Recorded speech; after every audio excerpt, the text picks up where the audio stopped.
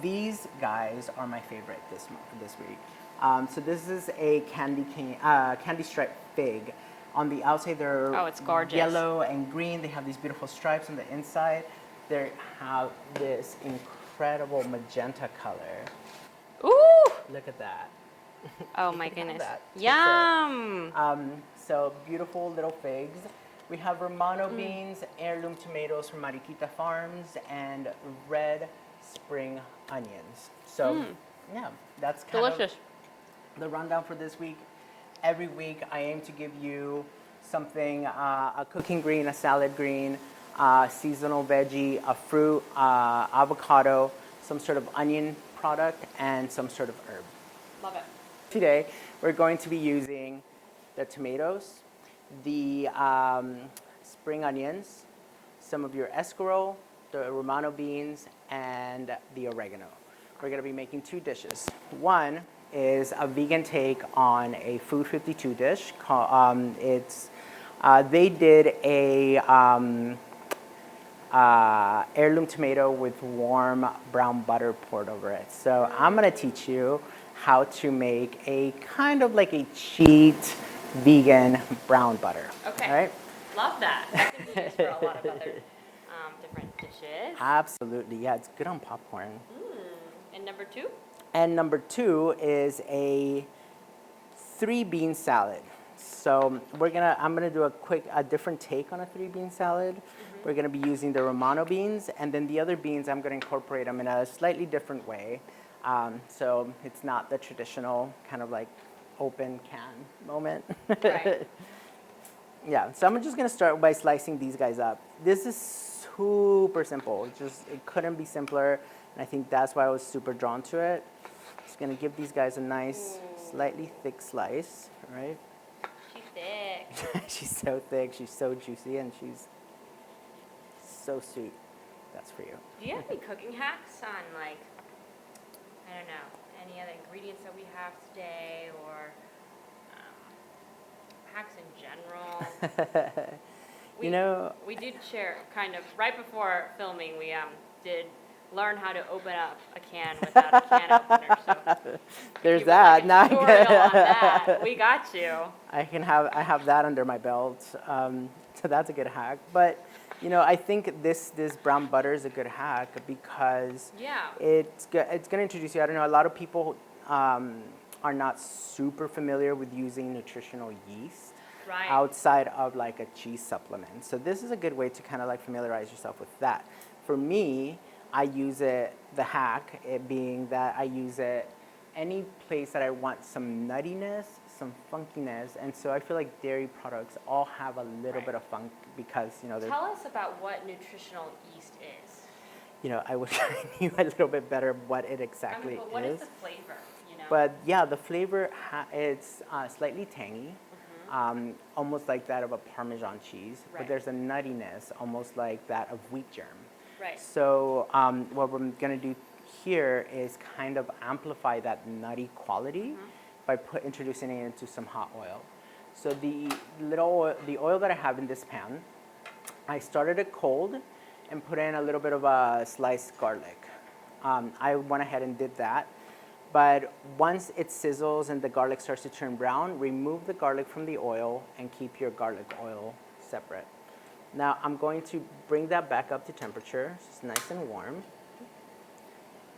How did you do that? Usually I have to like have a little like lighter moment. Really? Yeah, wait, that was magic. He just has a magic touch. It's another hack. Damn. So as this heats up, that's kind of all I have on nutritional yeast. I'm still learning a lot about it, but I usually actually learned about it while through Potluck and cooking with our live shows and our non-live shows. We have also a YouTube channel where we just kind of create more edited videos format that isn't just more like of a show setting. But that was the first time I learned nutritional yeast. We were making a chili, a vegan chili, I believe, and you use that, and and then I think I made a cheese with it once, or like a vegan right, cheese yeah. with it once. Yeah. So, It often gets used as a cheese supplement. Right. And I think that's like the most familiar and approachable thing. I used to love the Roxy Theater in the Mission. Right. They have a big thing of nutritional yeast to pour in your popcorn, and it's oh, just so good. yeah. I love that. Well, that's a hack. That's definitely a All right, hack. so this is sizzling and it's nice and hot. We're gonna get it off the heat before it gets too hot, and I'm just gonna hit it with some of this stuff. Oh, wow. It's like totally just bubbling. Yeah, so it bubbled up, and now that it's nice Oh, and brown, wow. we'll go. And you were using an olive oil? So this is I started with olive oil. Potli olive. Potli olive oil, nice and low and slow. The thing with Potli, especially the THC variety, you want to keep it nice and lower for a longer temperature, correct? Got it. So that's it. You just pour it right over that. Right. There's going to be some umami coming from the fried garlic. So that kind of gives you that brown butter and then the nuttiness from the fried this. garlic, you just kind of seared it beforehand, and then put it into the olive, and then at the very last minute, tossed it with the nutritional yeast. The nutritional and yeast, then you just blasted the tomatoes. Yep. And Tomato or tomato? Tomato? Tomato. More conviction.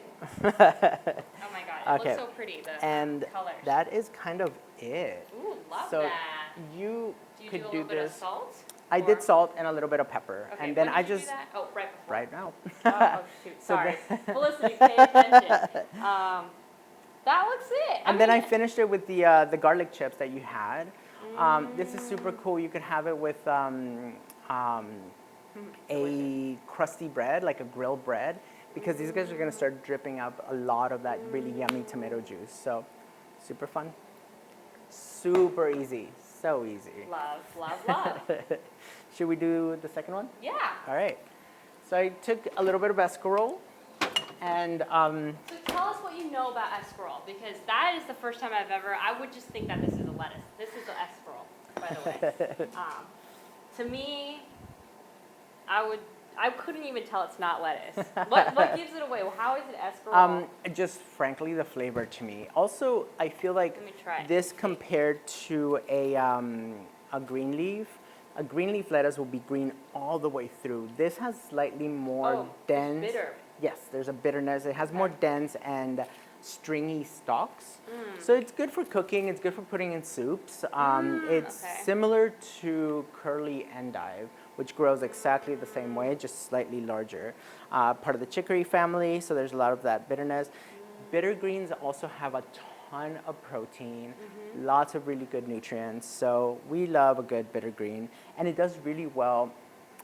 Someone actually told me this, one of my Freshiez regulars, to try doing a Caesar with it, or grilling it.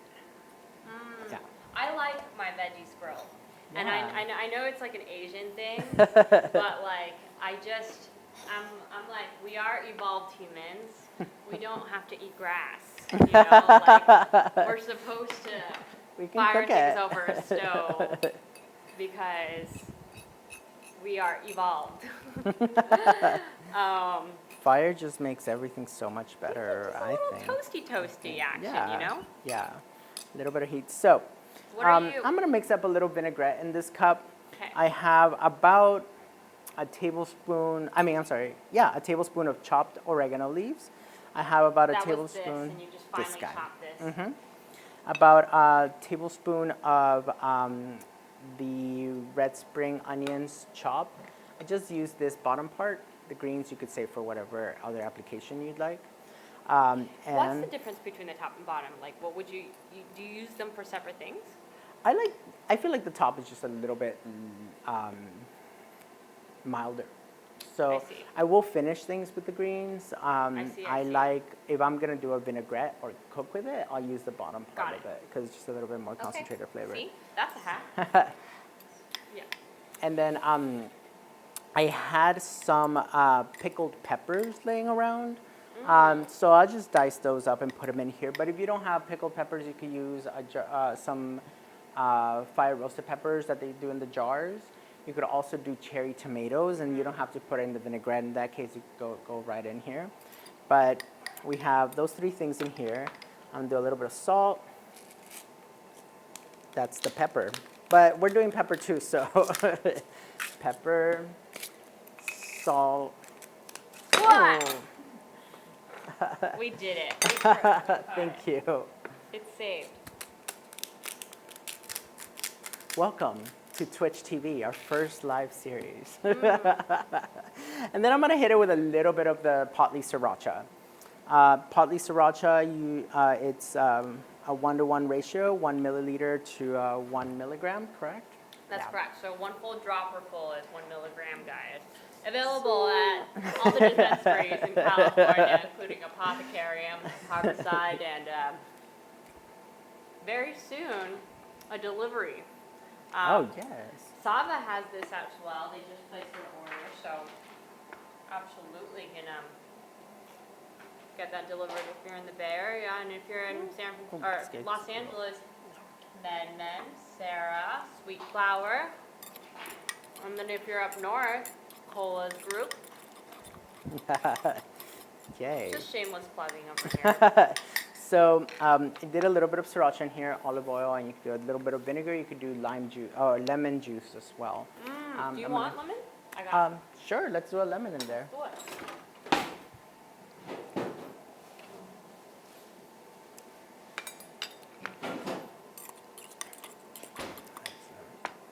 That's what's up.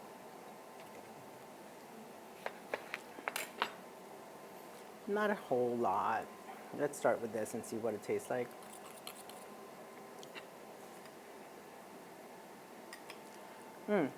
That's another kitchen hack. Instead of double dipping, use the spoon you're cooking with, spoon it a little bit on your tasting spoon.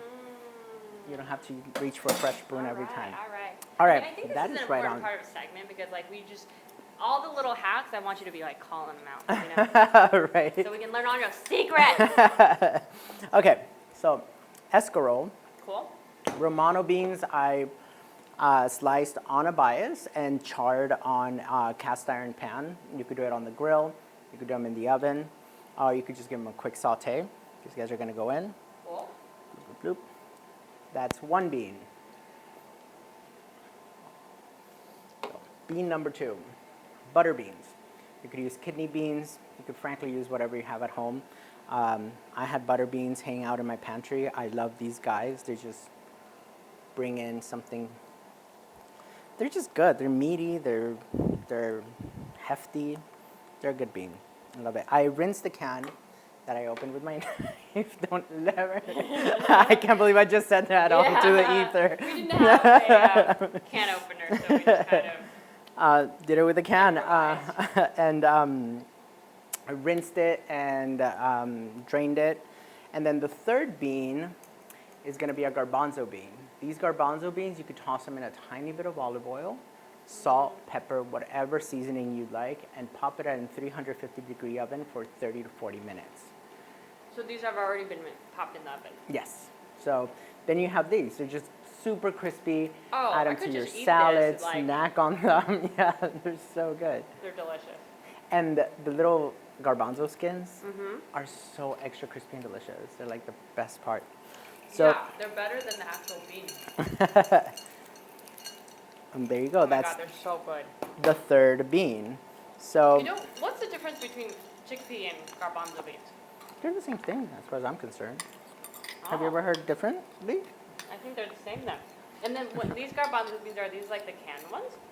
Yeah, I just used a canned bean. I drained it, rinsed it.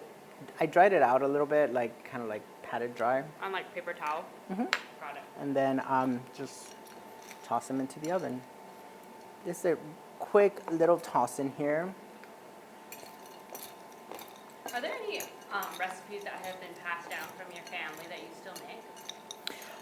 You know, I feel like kind of deficient in that department. I think that the one thing that I do follow my mom's recipe to the T is the traditional dish from the city that I'm born in, Ambato. We make this thing called yapingachos, and they're these little potato patties, kind of. Yeah, yes, they have love like me a some little bit of potato. cheese. They get seared off on like a really nice hot moment. So there's a slightly crisp outside. We You and eat I that and our with, moments. yeah. Like, We no, today. That was a moment, guys. That throw was in a moment. We that usually looks have that with delicious. some sort of pork product, fried egg, and an avocado, and it's one of my favorite things. I've tried making them differently, but it doesn't work. The only recipe that turns out properly is my mom's recipe, but everything else, I feel like she kind of has the stronghold on that, and I feel like I would love to get more of her recipes, and I'm actively working on that. But there you are, 3-bean salad, and we kind of switched up the beans a little bit. You know, like there's usually like a pole bean or a string bean, so we used Romanos, we charred them. Oh, I was like, I don't see a third bean, and I just realized it's the, well, they're not called string beans, they're Romano beans. Romanos. Yeah. Okay. We have Romano beans, butter beans, and garbanzo beans. The garbanzo beans are crispy. Cute. You have different textures, you have different flavors, you have a Yeah. fresh, you have a can, so God. there's this guy for you. I love it. Look at this color.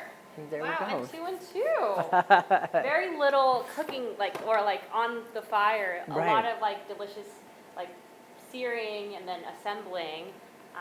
This is so simple and easy and perfect for right now because it's summer. Exactly. It's basically Armageddon outside. We're gonna die anyway. We're gonna die eventually. So why not refreshen your innards with something Have delicious something yummy, and yeah. gorgeous like this? Cool. Let's dig in. I'm That's hungry. kind of it. Yeah. Let me grab you a bowl. The bone so fast. I'm down to eat. right from Go for it. We've got some chopsticks here because these are the only things. Let's cut these guys up so it's easier to Cool. grab with a chopstick. I see. Love this. But yeah, this with a grilled ciabatta, focaccia. Oh, amazing. So One of those this guys. one uses Potli sriracha and Potli olive. Mm-hmm. And this one uses the Potli olive And you could also throw in a little ACV in there if you have it. for a little acidity. Yes. Oh, this is so yum. So the nutritional yeast, once it kind of browns, it almost has a bacon fat quality to it. Whoa. Yeah, it has this really umami richness. Oh, wow. Yeah, this actually came to me 2 days ago, and I thought, I wonder what happens if I'll fry nutritional yeast, and it worked out amazing. really well. Yeah, so Amazing. Oh, that whole that's enough. That's amazing. That's just delicious. That's the thing about California, right? If it's fresh, you don't have to do too much to it. You just need to Exactly. celebrate the ingredients for what it is, and I think that's, real farm-to-table cuisine. That's really a California. Our friends in Berkeley, where she really, Alice Waters, had this movement of, I'm just going to make a salad in front of these, very famous chefs, and because these things are so good, you don't have to do too much to them. yeah. Salt and pepper. Did you ever hear the plum story?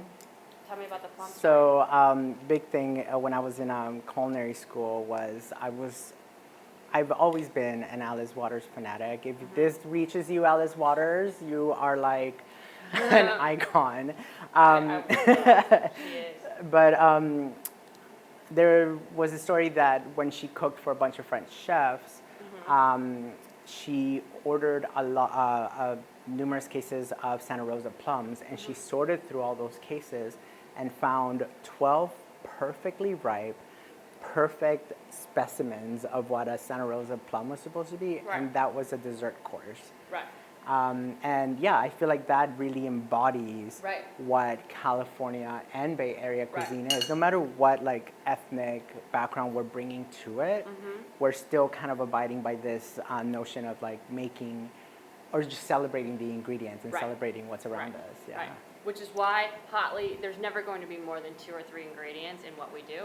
We Yeah. simply combine the cannabis, ingredients themselves, and we just let everything else do the work. So we just source truly the best cannabis there is out there, which is sun-grown flower from Northern California, where people plant plants into the soil, which is kind of like a crazy, like it's crazy for us to be like, that's like really hard to find, because most cannabis is grown indoor, it's grown within barrels, you know, it's not native to the land, the soil, it's, you know, importing soil that, you know, is pumped with all these nutrients for it, but it's all kind of like an engineered process that had to be.